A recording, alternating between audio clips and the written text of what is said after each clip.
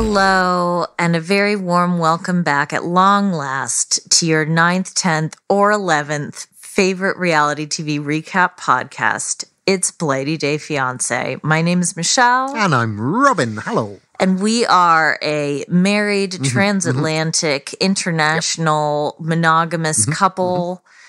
We're cishet, boring-ass breeders who didn't breed, but, we've got... Boring. A kid. Yeah. If you are all of those things or none of those things, we are a very broad church. We're not a church. We say we're a church for tax reasons. I already did that joke. It wasn't funny the first time. Look, welcome. We're here. We're recovering from some kind of upper respiratory virus. I've got the double trouble. The double curse. The double curse happening. I'm bleeding. And now you know. Now you know all the information about what's been happening health-wise. How many other podcasts start with a full kind of medical rundown? Well, I think it's relevant. I don't want people to be ashamed. And we are self-appointed ambassadors of the IBS community. We are. Yeah. Am I going to have to drop and cough at any point, though? I don't think so. All right. I think that would make a good number of people uncomfortable. Some maybe not. Anyway, today we're talking about 90 Day Fiance, no punctuation. The original, apart from my personal punctuation, get it? Because period. Because I'm on my period. Oh. All right. Full stop to that. Yeah. That's why we call them full stops in this country, not periods, I reckon. We're too prudish. Yeah, I think it's weird. The patriarchy refused to allow them to be called periods here. I do, not to get graphic. If you're not okay with graphic, just fast forward for a minute. I have always thought that it's a bit strange that you won't bloody the sword, as, what's his name put it? Razvan put it. Is this a conversation we're having on the air? The smirk on your face. I think if they talked about it on 90 Day Fiance, then we could talk about it on this podcast. And we missed the opportunities to do that. Yeah. Oh, well. All right. I don't want to make you uncomfortable. Thanks for dropping me in it there with the listeners. By the way. Yeah. Regarding that sword, I'm not going to say anything. If you want to know more, my DMs are open. I'm not talking about your sword. I'm talking about Razvan's. I know you are. Okay. Yeah. I just don't want you to think the that murder weapon in question. The bloody knife. It's more than a knife. It's a goddamn machete. This would be like... Call that a knife? This is a knife. This is a penis. That's why they never made Crocodile Dundee 3. Oh, boy. It would just be Razvan doing an Australian accent. Well, he's got the lights. He does. Oh, my word. Okay, I'm sorry. I've got to come. I got to slowly draw myself back from the place I was in. Okay, let's talk about a couple that never puts me in that place. It's Rob and Seven. So Rob has a Disney princess style proposal planned. Yeah, sure. We've all seen. Do you remember that in Cinderella, right? It's the kind we all dream about. Yeah, where she's in the pumpkin carriage and the beautiful white horses, and the baggage claim and the security guard. That Disney princess kind of whole wedding vibe. Yeah. Yeah. Outside the men's room, next to the luggage carts. Next to those, yellow standees which warn you that the floor may be slippery when wet. I think he misunderstood like what putting rose petals on the floor means, right? He's like, okay, got a bouquet of roses, putting them on the floor. Yeah, doesn't take the petals off. That's not what scattering rose petals on the ground is. No, I think any romance. There's two ways that a bunch of flowers can be stripped of their romance. One is if Gino buys them. And two, if you put them on an airport floor. If at any point those flowers have touched the floor of an airport, they're no longer imbued. As Tanya and Sinjin learned. Did we watch the season? You never saw Colt and Larissa, did you? Not the original. We've gone back and watched it. Okay. Yeah. But you didn't see the original when he came to the airport and didn't have flowers, and she was really annoyed that he didn't have flowers. I think I do remember that. Yeah. Oh, okay. Yeah, they used to be, yeah. There's some memorable airport There's some memorable. moments. I'm a sucker on this show. It's one of the things I love the most. When, people run at each other through crowded airports. In this case, the least crowded airport. Yeah, it's pretty desolate. For LAX, I don't think I've ever seen LAX empty like that. I've heard that sometimes they film the airport scenes in shopping malls. Really? Yeah. Ooh.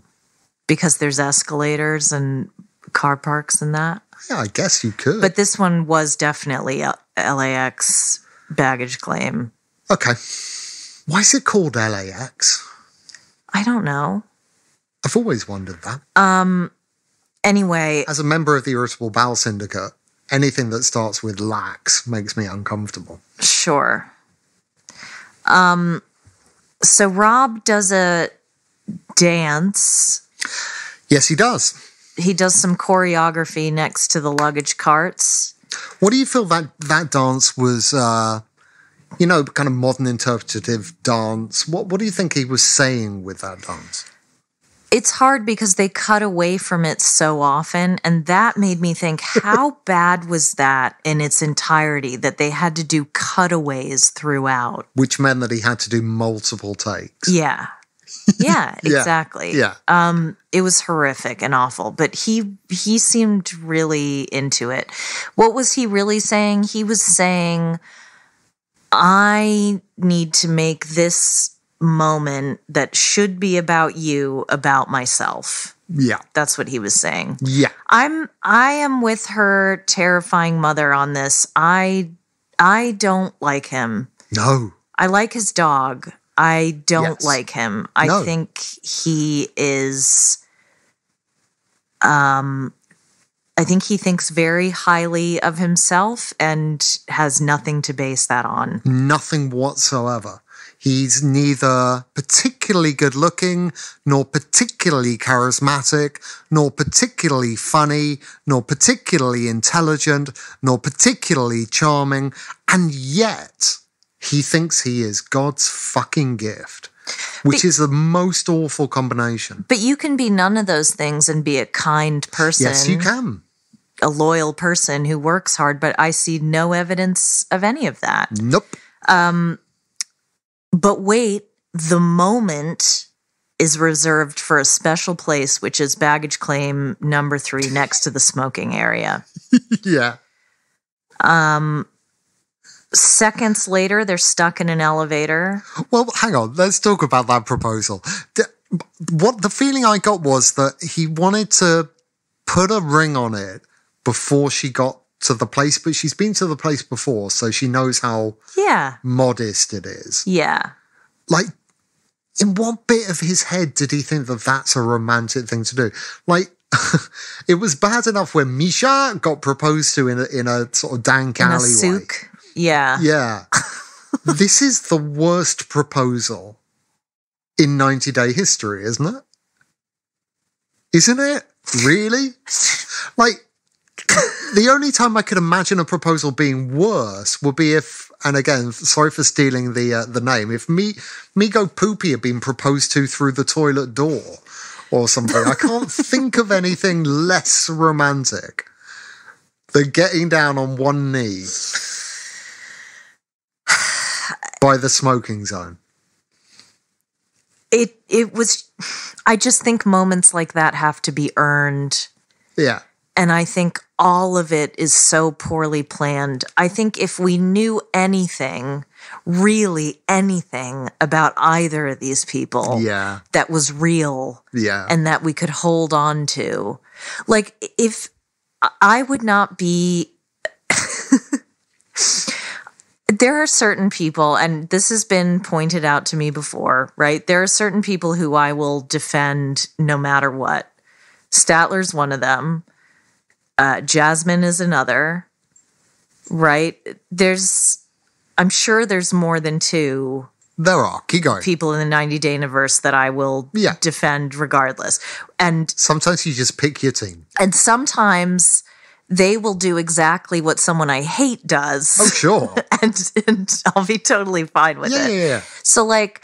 context matters. Yes. So if it was a different couple who I liked... Who would we like to see? David and Sheila. Right. That would have been fine. I would think it was the greatest idea ever, and I would think it was so sweet and wonderful. The beekeeper. Yeah, Marcel. Yeah, if Marcel had got down at the airport, it would have just been sort of guileless and innocent, right? But not this prick. This prick knows exactly what he's doing. No. And in the immortal words of Ziad, me no accept this. Yeah. I'm not into it. If Ziad proposed in an airport, I would applaud. I would stand up and cheer. Absolutely. But this has not been earned. I don't... You know what his worst offense is? He has no sense of humor. None at all. Absolutely none. And it actually gets quite scary in the lift. I don't think it was scary. Well, his lack of humor over it. I think, and again, this is a UK-US thing, like sometimes British sarcasm doesn't play well in the States. It really doesn't. Yeah. Yeah. And I think she's being a little bit playful, actually. Yeah, I think so too. With the "you broke the lift," but she has to double down on it because he takes it literally. I was on her side though. He did absolutely break it. I don't think he did break the lift, but that isn't the point. What you're supposed to do in that circumstance is go, "Yeah, totally broke the lift," and just be playful. God. Yeah, like she's the one who's sleep deprived and has traveled all that way, and he's sulking because she wasn't like, "Oh my God, that dance you did for me was so amazing. That was the most romantic thing I ever saw in my life. In England, we don't have dances. We don't have flash mobs in England. No, never done anything like that. No, I've never even seen anything like that. Nothing." Yeah. We don't have lifts, so I wouldn't have known what button to press. You're so masterful. Oh, you broke it. The closest I ever come to a lift is going up and down the dumbwaiter in me mast. Going up and down the dumbwaiter sounds, unless you know what that means. She's putting on her best Victorian scullery maid. Yeah, she is. There's an upstairs, downstairs. Yeah. A dumbwaiter, by the way, if you don't know, is something it's not a server who has speech issues. No, and I think quite a few people know this actually, but it's a mechanism. It's like a little tiny elevator. It's a little elevator for your food. Yeah. And for your groceries. And they would use them in manor houses so that the food would go from the scullery, the kitchen, up into the higher rooms so that you didn't get the disgusting servants' greasy kitchen germs all over your beautiful banisters up your gorgeous stairway. Please do excuse the sirens. It is what we call Guy Fawkes season, which means everybody is setting off fireworks nonstop over and over again and again. Right. And they will do until actual Guy Fawkes night, which isn't until Couple of weeks away. Yeah. Yeah. So sorry about that. I had a dumbwaiter in the first place I ever lived out of university. In this gorgeous Art Deco apartment in Highgate, a very fancy part of London. The girl I was dating at the time, it was her grandmother's, and her grandmother passed away. And so this amazing apartment. You showed me that building. Yeah, it's a really famous building in Highgate. That was the best summer. Like, it had a swimming pool and tennis courts, and that is a beautiful neighborhood. And a fancy man downstairs who'd doff his cap and dumb waiters and all of that kind of stuff. And we were just living there for free, living a kind of almost like a New England kind of luxury kind of life. You know what I mean? Yeah. A talented Mr. Ripley-ish kind of existence. But yeah, we had a dumbwaiter. It was good fun. Anyway. So Sophia says, where I was living in London, the streets are cleaned up after, and unhoused people don't sleep on the street.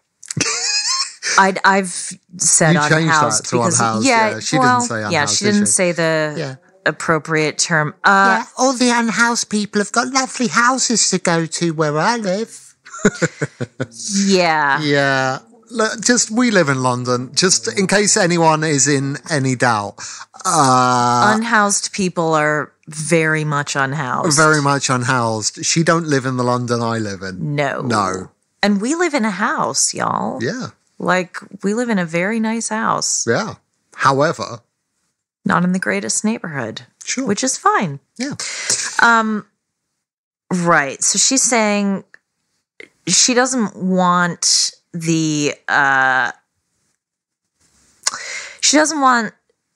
studio apartment with the outdoor shitter to be, where they put down roots. Which I think is a reasonable aspiration. I think so too. I think it is reasonable for anyone who doesn't have an indoor toilet to one day hope and dream of being able to defecate without putting shoes on. Yeah. I think that's a reasonable ambition. I don't think that's kind of, grasping or elitist in any way. No, and with that in mind, I'm not seeing the princess-like behavior. Nope. I'm not seeing her being high maintenance. No. And he was trying to portray everything as high maintenance. Like, what? You want to live in a place where there's no bullet holes in windows? Jeez, princess. Yeah. Yeah, she was making a bit of a fuss over that, having said that. Like, I'm sure Inglewood's perfectly nice. I don't think I've ever been to Inglewood. But, yeah, like he's saying, things are different than they were, 30 years ago. But even in the 90s, I went to all of the bits of LA in the 90s that you're not supposed to, that someone from out of town is recommended not to go to. And I found all those bits perfectly pleasant as well. Everywhere's fine as long as you learn how to live there. Does that make sense? Intrinsically. Sure. I mean, I'm not as brave as I used to be and not as confident as I used to be. I dare say I was much more confident when I was younger. And me too. And I moved about in riskier areas when I was younger. It's all about how you move about, though. Yeah, exactly. I mean, it's not... I worry way more than I should probably, but I think it's because I'm just aging out of living in a city like this, really. Let's go move to Inglewood. It looks perfectly delightful. I don't know who said this. I just wrote down the quote, but I wrote it down so I could ask you. So either Sophie or Rob the Knob said, we're getting married, so we should look into what married people should know. What do you think married people should know? When you're engaged to a complete piece of shit, it helps to know that. It was her that said it. And at the moment, the scales fell from the collective eyes of the entire audience, and we just looked at our TVs and went, these people are neither in love, nor are they really engaged, nor do they particularly know each other in any way, and what I'm watching is a massive waste of my time. I have no objection to people getting engaged young, but when they don't even really know what it means or what it entails, then I'm absolutely questioning why they're on this show and why they're doing this. Soz. I'm going to counter that. Yeah. As someone who got engaged, and I use that term very loosely, but rings were involved, promises were made. I got engaged at 18, 21, 25, and however old I was when we got engaged. Okay? Okay. I think the idea of getting married is always really exciting. And I don't think that you always think about what marriage is. You know when what? Those ideas come up. You make a fair point. There's plenty of older Yeah. people that also wouldn't really know what they mean by marriage. It's just the way she said it. I don't know. It just, nothing's feeling authentic, but less so from her, actually. And that came as a surprise to me, because I thought she would be very stiffy, but actually, she's not really. I kind of like her. I kind of like her too. I think she reminds me a bit of sweet. Dempsey, but I kind of like her. He, on the other hand, oof. Yeah, no, don't like him at all. Gino and Jasmine up in Canton, Michigan. I think you agreed with me that there was a little too much of a meal made of her getting ready to get on the plane and all of that stuff. So how little footage do they have? Look, having said that, I'm sure Jasmine does have these meltdowns at least daily. So they are fairly documenting her existence. I guess they're trying to. Yeah. They're worried that she's going to have a day where it doesn't happen, and so they want to bank as much as they can. Yeah. Just because we've seen it all before doesn't mean it all happened on the same day with Jasmine. I did think it was. You guys, I love watching them, and I will, just like I was once the world's foremost Anfisa apologist, I'm happy to carry the banner for Jasmine. She is good TV. She is funny. She is intelligent. She knows how to create good drama. She knows how to make something out of nothing, and I celebrate that. Now, Gino is back in Canton, and Jasmine's blocked him, which he can tell because her picture isn't showing up on the WhatsApp. He decides to smooth things over with gas station flowers. Yes. Now, I know belts need to be tightened, and I know fedoras need to be stored. The good ones have got to be kept away from the moths, but come on. She's coming to this country to be with you for the first time, and you can't do better than gas station flowers. To be fair, the visa application process took so long and kept getting pushed back. This may be his 90-second bunch of flowers. At this point, the florist may have run out. At this point, his credit may be no good at Debbie's Petal Emporium. No, I'm not having it. Yeah, me neither. He's just not only is Gino cheap, but it's the worst combination. Gino is cheap and has no style. And so because of that, Gino honestly doesn't see the difference between cheap things and nice things. Yes. And therefore buys the cheap things, because why wouldn't you? Right? It's a mindset that I am not okay with. And I think you can have nice things without being materialistic. Very much so, but Gino cannot tell the difference. No, so he I can't. I don't know if you can particularly blame him, because if you put two identical things in front of me and one of them costs $50 and one of them costs $5 and they're identical, I'm buying the $5 one. Now, they're not identical, but in Gino's eyes, bunch of flowers is a bunch of flowers. Well, you say you're buying the $5 one, but you're paying $2.50 for it because you don't pay full I don't price pay. for anything. No, I don't pay ticket price. So, That is the difference. That's where I differ from Gino. You see, I have very expensive taste, but I pay Gino prices. so they have a sweet reunion until they start talking about their sex life, which, look, we are very sex positive. Some of us more than others. One of us more than others, but that's all right. Where is this coming from today? But I never want to hear about their sex life ever again. I need a little bit of mystery with these two. Okay? No. Poor Coco was eeping. Well, until they pushed him away. Coco... For a moment, it was like, what's that classic old... It's Das Boot, isn't it? Or is it in a Battleship Potemkin? What's the...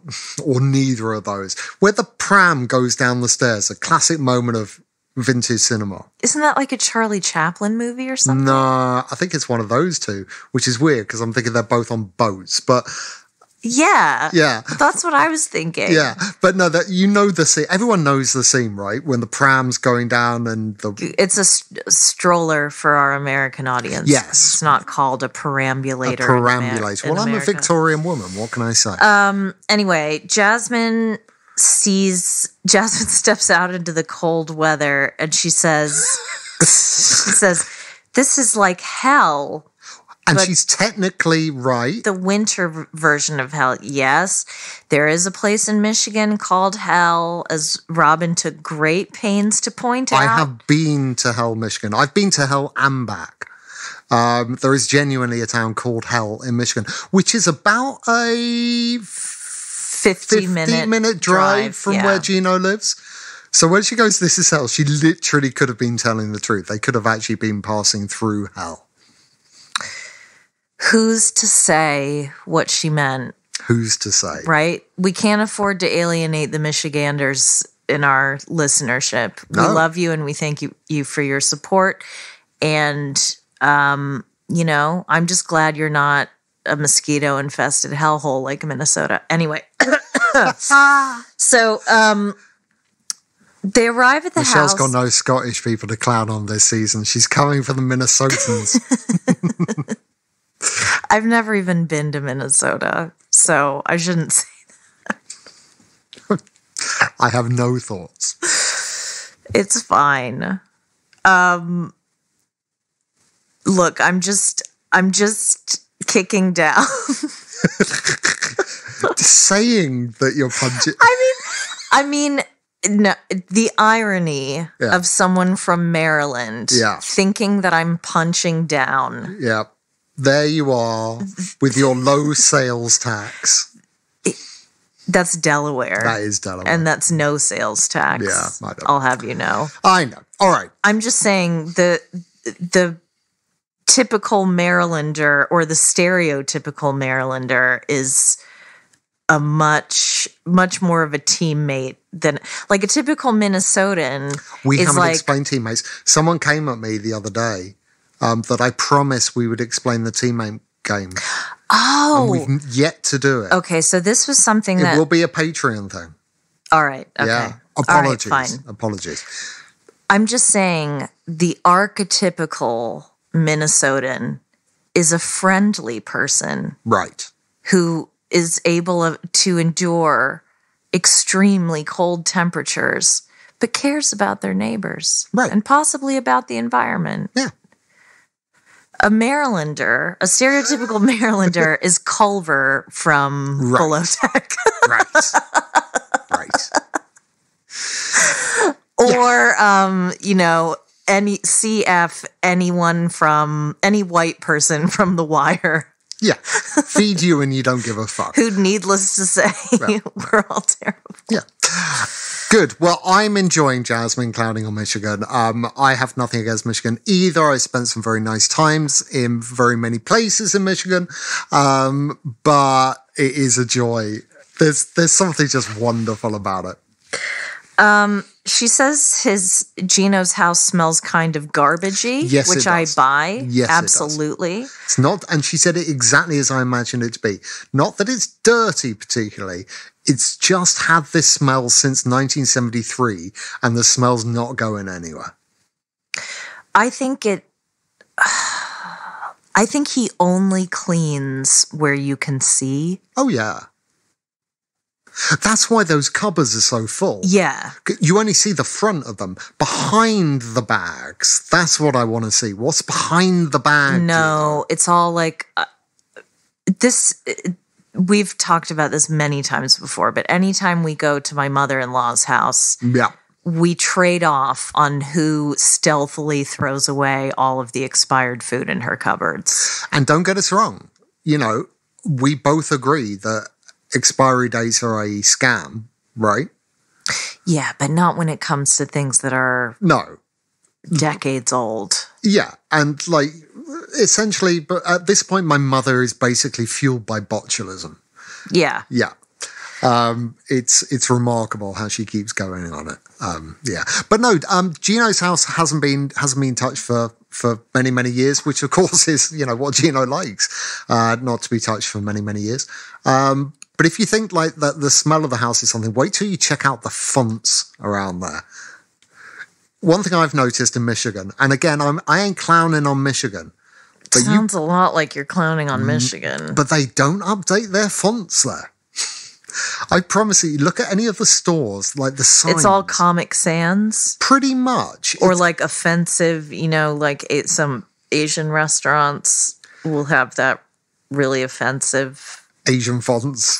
Yeah, maybe. Well, they're not Asian. They're yeah. Western idea of Asian fonts. No, it's not just that. It's you know, when you look at old logos, like the Pan Am logo or something, the kind of fonts that they used to use in logos in like the 60s and 70s, those are the only fonts that you can download onto computers in Michigan, I think. I'm not sure what it is, but it's really weird. You will not see a nice Helvetica north of... There you go. Midwestern listeners, send us your fonts. Yeah. Take pictures of strip malls and office buildings. I want to see. I'm genuinely curious because I don't have a position on this. And I... Send in the old-fashioned fonts, and there's a lot of brown and beige. Speaking of brown and beige, Gino pre-pooped the turlet.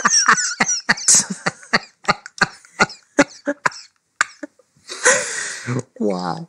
The log was floating. It had taken on a life of its own. It was surveying the landscape. It was bobbing up and down. And just like the sex doll, just like the inflatable penis last week, it probably looked a lot like Gino.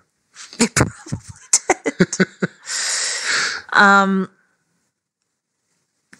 Can I say something about the satin sheets? They weren't... Gino has confused satin with sateen. Yeah. Yeah. I need a cotton sheet myself. No. And that's because the SSRIs I'm on make me incredibly sweaty in the night. Yeah.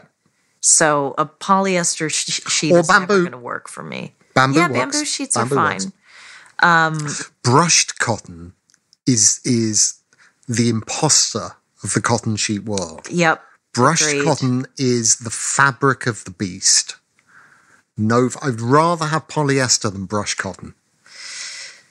I don't know. I don't like brushed cotton either in particular. But yeah, those sheets were neither clean nor satin. So 0 out of 2 is not bad, Gino. He could have made the bed and put fresh sheets on it. It's that he hadn't made it. It was weird. It was just weird. Like, if you'd gone to the effort of, like, decorating, like, the lounge with flags, be they upside down or not, make the bed really odd. Because all Jasmine's going to think is, who was just in this bed for it to be looking? That bed looks like it's just been fucked in. Because it did, right? Yeah, it did. Yeah. Now, And then it's got his unguent stains. I don't think that Gino is a very horny person. No. I don't think he thinks about sex unless it's right there in front of him. I really don't. And even then, I don't think he really thinks about it that much. No. So I believe that he has stains on his bed from the cream. But if he knows enough to know that the stains are there from the cream, then he should know enough to put clean sheets on the bed that don't have lotion stains on them. That's all I'm going to say. That's all we're going to say. But you know what I will say? That house has nice bones. It does. That's a nice bathroom. The bathroom needs to be refitted. And Coco thinks it has nice bones.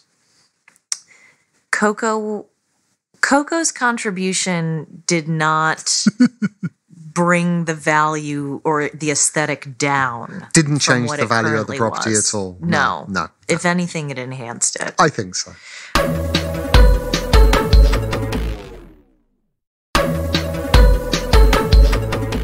Speaking of dogs and dogs that do what they want, let's head on over to Ashley and Manuel. Oh, yes, indeed. Now, again, I tuned out at the airport thing. I think I was still pretty heady from all the cough syrup. So she made it to the airport. Her sister was there. Yeah, They she said didn't hi. kill any children by making video calls while driving. So No, not that time. That was a bonus. The first thing that I have is Manuel says that cats give him a bad impression. He doesn't like them, and they are bad. We've already come for cats on this show, right? And we've lost that half of the audience, right? I'm not. Here's the thing. A good cat these days is hard to find. I don't mind some cats. Some cats are okay. Some cats are fine. Vicious is okay.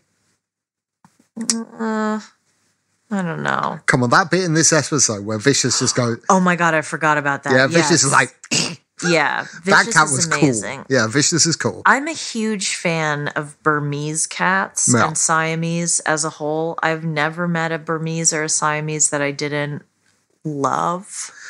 We liked Cleo's floofy cats. Yeah, because they had grumpy faces. Yeah, grumpy cats are always good. Yeah. And I've got a soft spot for a Salem.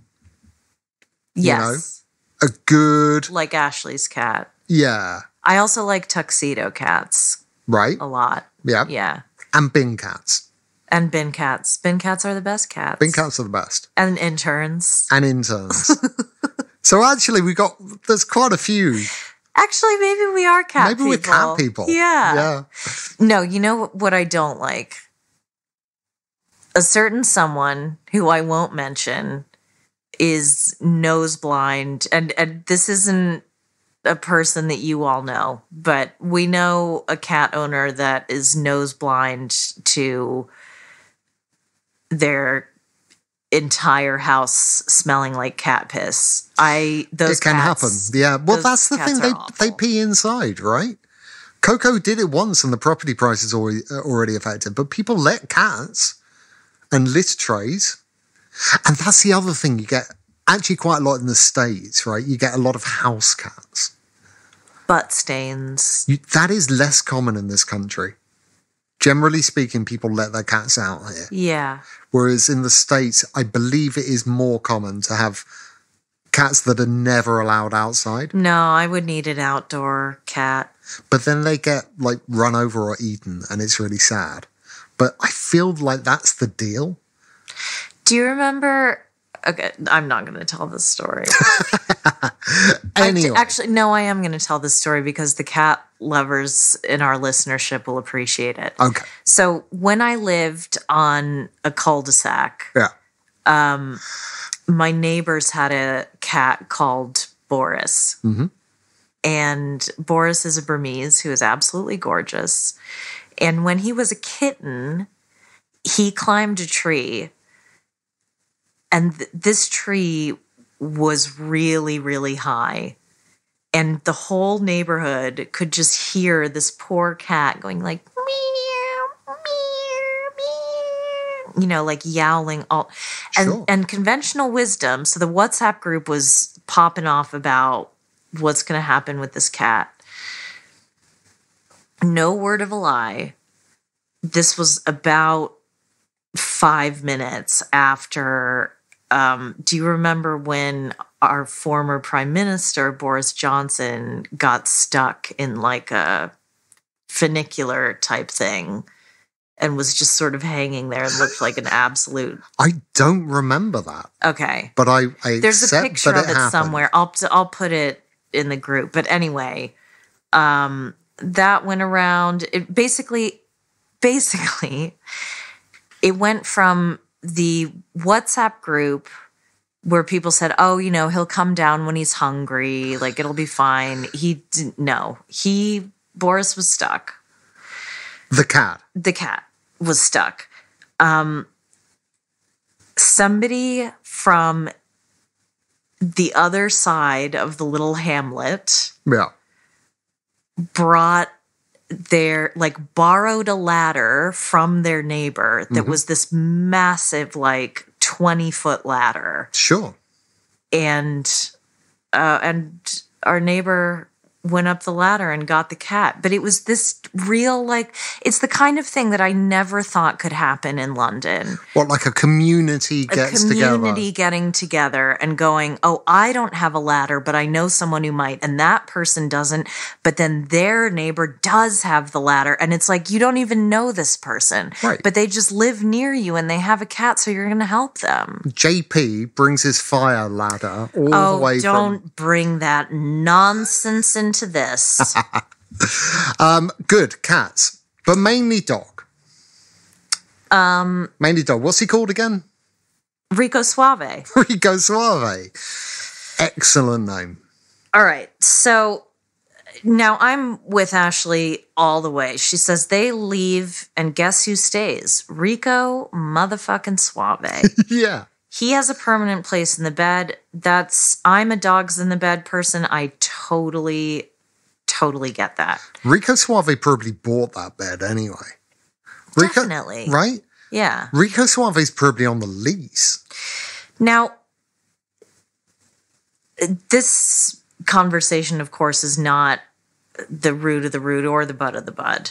The real conversation that's being had here is, what is a witch and what does that mean? If you can't have a conversation without shutting down completely, you need to summon the courage of your convictions, right? If you really believe in this way of life. Right. I thought you were saying it to me because I went, ugh. No. No. I'm saying anything. Yeah, like if it's that big a deal, like not only does she identify as a witch, but she identifies every minute as a witch. There's rather too much identification going on, I think. Well, I wouldn't say that. Be a witch. It's fine. No one's challenged your witchiness. Until he does, obviously. He does, but she starts off. What I'm saying is,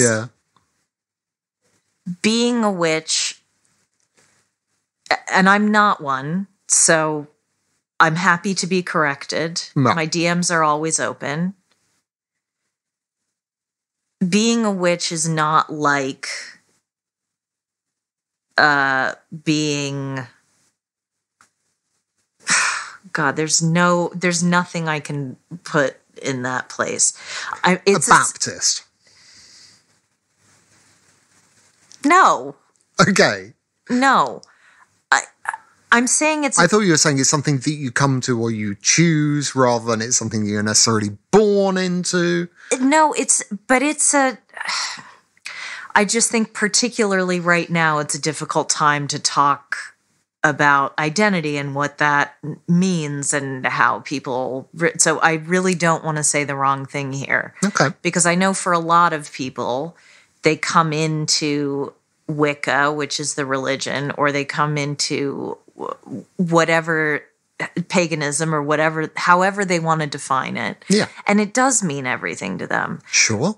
If it means everything to you, I understand that it would hurt you personally when other people don't understand that. And that's a position that I find myself in a lot. But don't understand it or have a problem with it. Because I guess the issue I have is that she seems to feel that everyone has a problem with it before they even say they have a problem. It's the immediate defensiveness. I don't think she's interested in whether she has whether Manuel has a problem with it or doesn't know anything about it. No, but she And that's the enjoys. problem. She enjoys the fact that she has to fight for it. I don't think she does. Okay. I mean, she's shutting down. She's not arguing about it. She's leaving the conversation because she's not interested in what he thinks or feels about it. All she cares about is that there isn't an immediate embrace of that. Right. And she enjoys that, I think. I don't think she enjoys that. Okay. Why? I feel like she's spoiling for a fight, is my point. I think she is delighted when people don't understand her witchiness. I think she used that word, because then it means that she gets to feel affronted, and I think she enjoys feeling affronted. Can you say more about that? Well, in this country, the word is chippy. I'll tell you why I asked. Mm-hmm. I personally have a hard time seeing why a Black woman in America who may or may not identify as queer, she's not talked about that part of her life, so I don't know, but just by virtue of having worn the rainbow shirt and whatever, and regardless of what her sexual identity is, how she identifies, she belongs to a subculture. Why would she want to be affronted or choose to be affronted when she's punished Well, for that's that certainly true. just by virtue of being a Black woman in America? Why would she choose that? I can't answer that question, but it seems to me that that's the case. But based on what? Just her demeanor. Which is Immediately combative, wanting him to have a problem, talking to her. And again, it could have been the edit. He could have said a whole bunch of stuff that they didn't put in, and she's reacting to it. But I felt like she led with the "fuck you, this matters to me, and don't you dare do it down." I experienced it differently.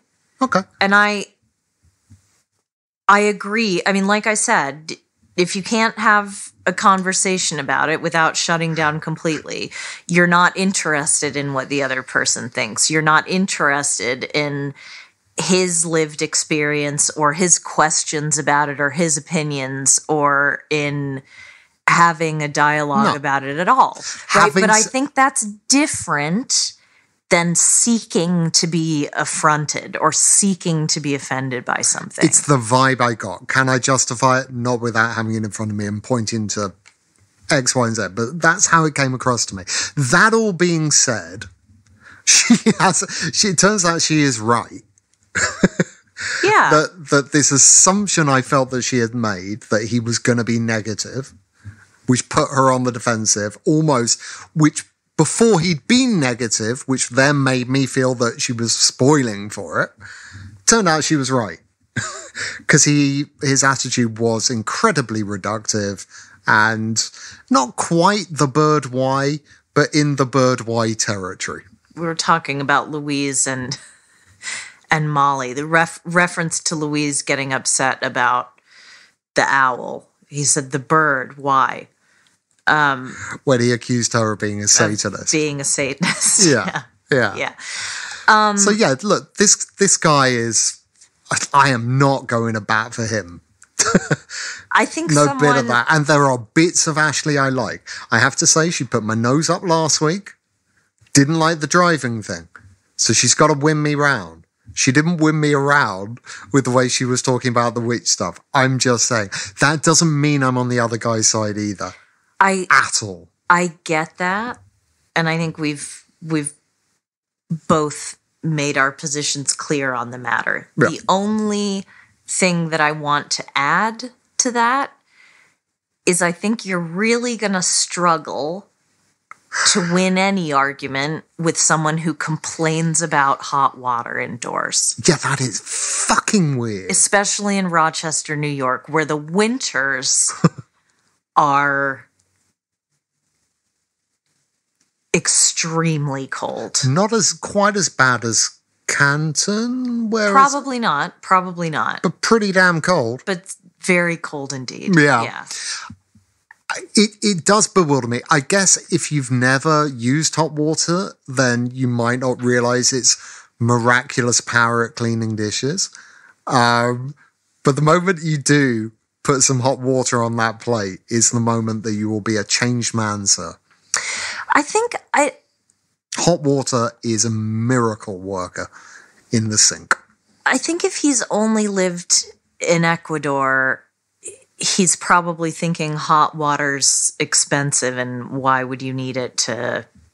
I have no idea about his background, where he comes from, whether they even have hot water. And I dare say we're not going to find out because he doesn't seem to have a whole lot to say for himself besides complaining. This guy is going to sit on that sofa and drink whatever he's drinking out of those middle premium ramekins. What was she serving him those drinks in? I don't know. I don't remember. He is just going to sit there and sink that stuff until he falls asleep, and no one will be able to tell the difference because when he's awake, he has nothing to say. I like him much better when he's asleep. I thought he was really cute. When he turned up at the airport, I thought when his hair's not on show, when he was wearing that cap, he looked kind of alert and bright and like a human being. But he's very quickly turned into one of those men. Miserable. It's just miserable. It's a miserable storyline with two fairly unlikable people. Thus far. I don't think she's unlikable. I know that, right, but you guys, I don't like being in this position. I think it's good that we disagree. I like Ashley. I do think that she's going about this the wrong way. I don't think it's a good way to handle differences or difficult conversations in relationships. But I do like her, and I am going to stick up for her. I like her voice, and I like her dog. And I fully believe that she is capable of doing, saying, and being things that I will like in future episodes. Nikki and Igor. I like Igor as a name better than Justin, and so that's what we're going to go with. I had a dog called Igor, and I adored Igor, and I think Igor's actually a lovely name. I do too. And I think it suits him. Yeah.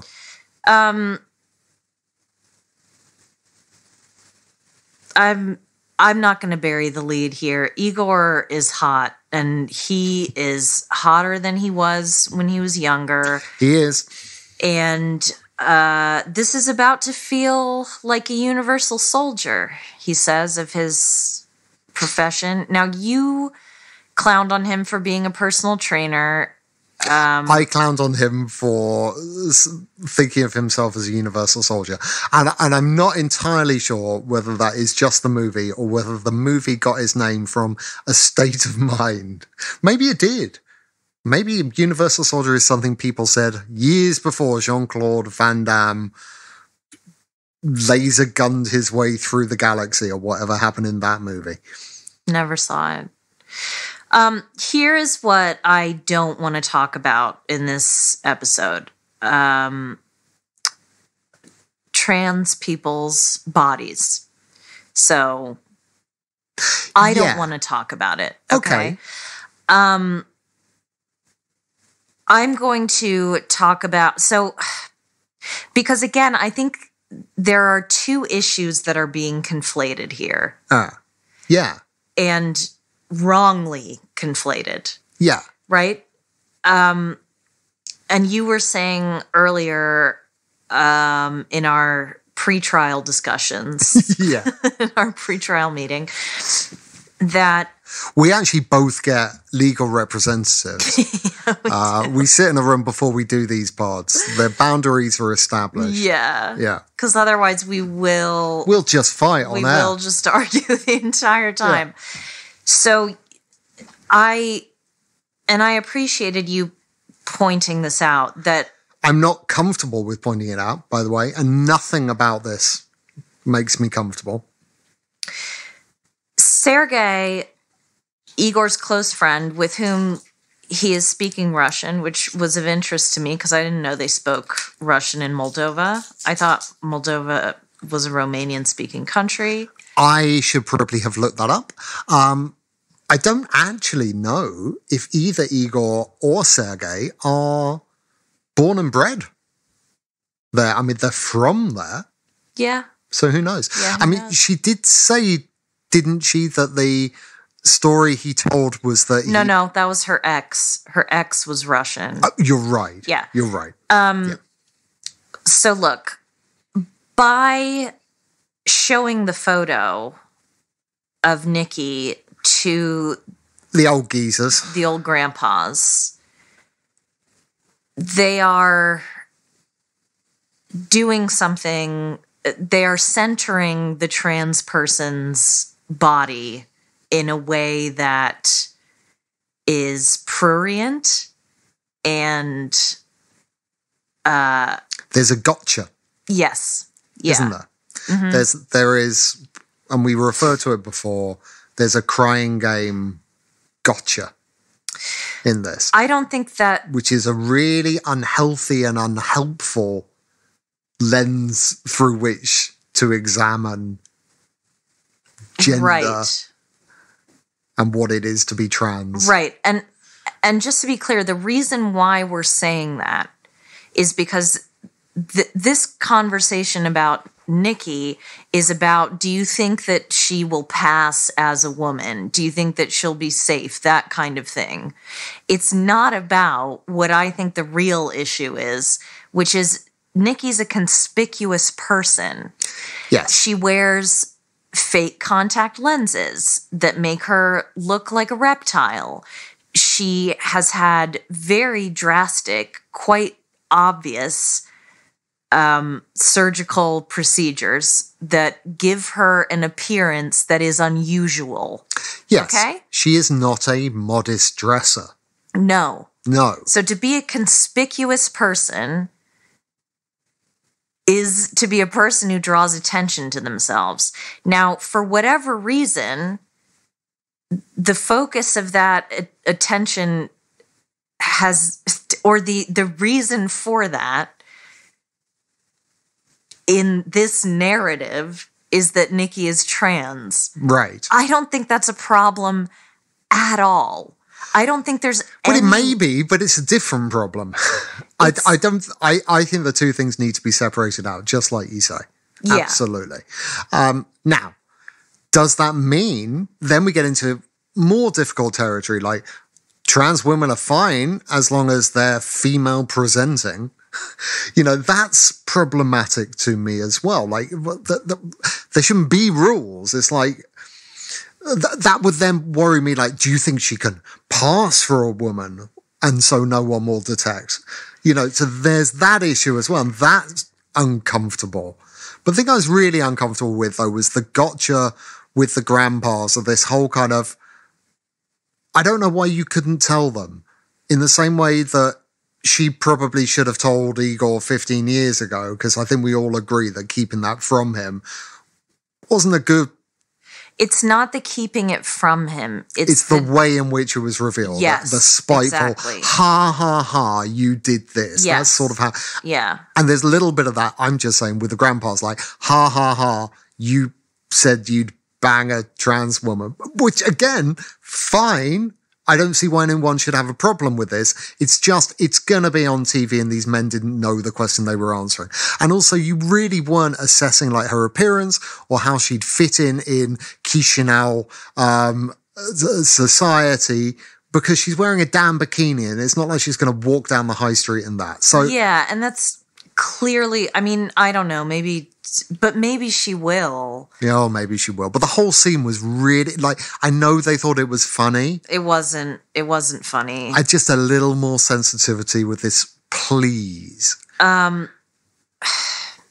So we hear more from Igor's own experience of this relationship. He says, and these are his words, that he was psychologically traumatized by the way that Nikki disclosed to him that she was trans, that he was rejected by his friends, and that for 2 to 3 years he had to constantly ask himself if he was normal.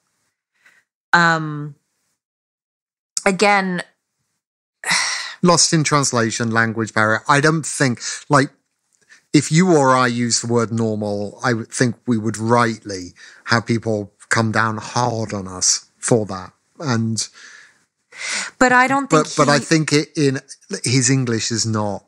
I don't think he meant it in the way that if I said it, I'd expect to be condemned for it. No, and I don't. I think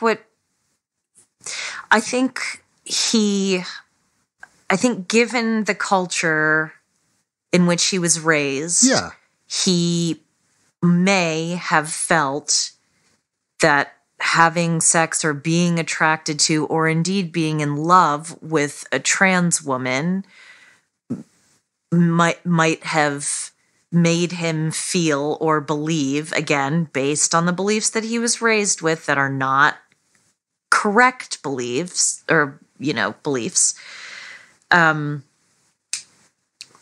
he was unwell or not mentally ill or not. Well, whatever. He's part of it as well. I think the idea is it made him doubt that he was who he thought he was. And I think that's completely legitimate. I do too. Right? I do too. And my problem with this relationship, again, and I rather suspect will continue to be, that there's a significant imbalance of power, and the way that it started wasn't good. The way that she talks to him isn't good. The way that she talks about him isn't good. The way that she talks about herself isn't good. I don't think that these are two healthy adults that are in a relationship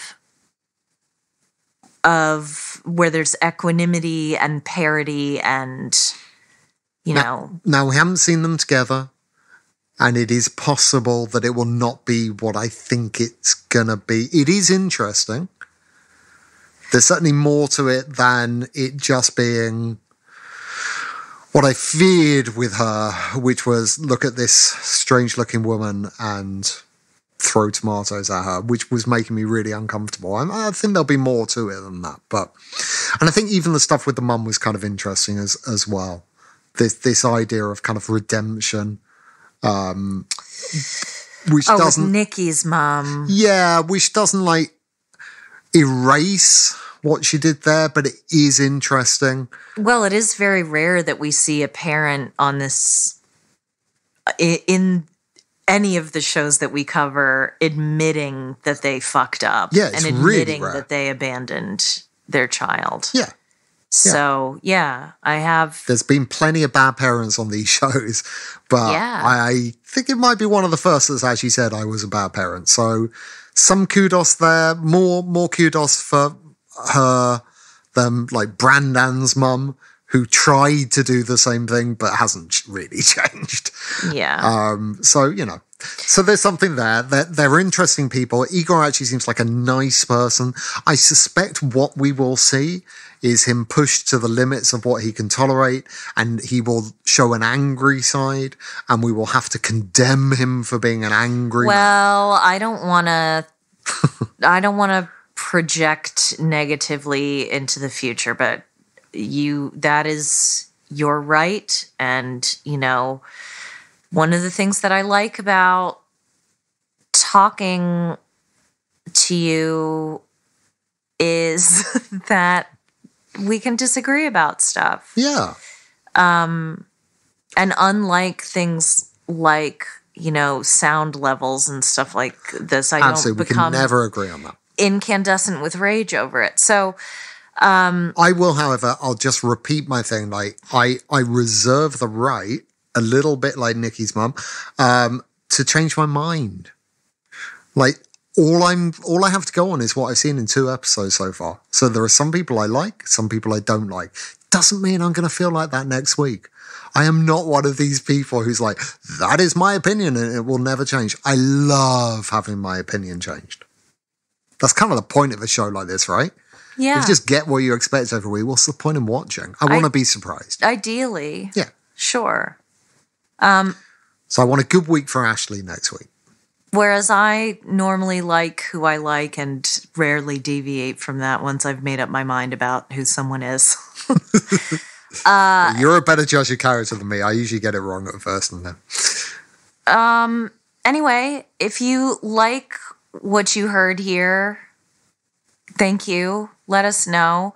We are running a little annual competition that we did last year before Christmas. If you leave a review for us either on our YouTube channel, which is, I don't know, but just, search Play Today Fiance on YouTube, choose That'll do any it. episode and leave us a review, or you can leave a review on Apple Podcasts.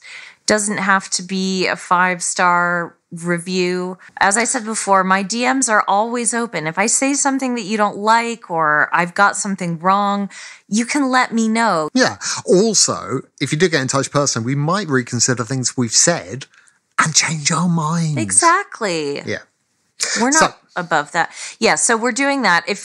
Anyway, we choose 5 winners. That's going until I think like the 4th of November or December or something like that. Something like that, or at least I imagine we'll go to the end of this season. That's what we usually do, but we'll see. You will receive your 3rd, 4th, or 5th favorite tote bag.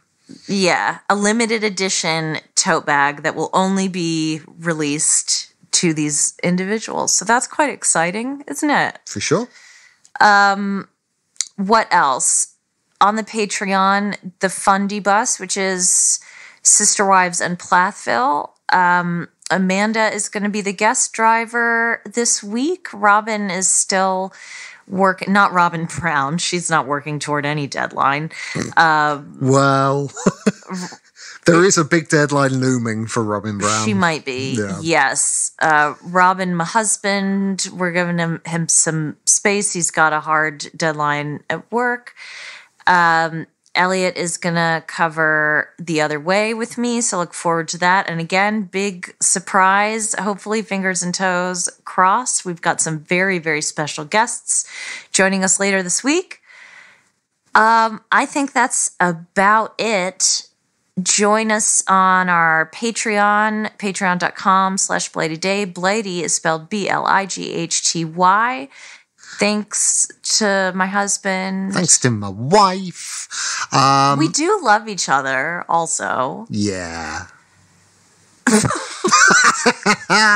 right. No. We will She's the best. We will see see you soon.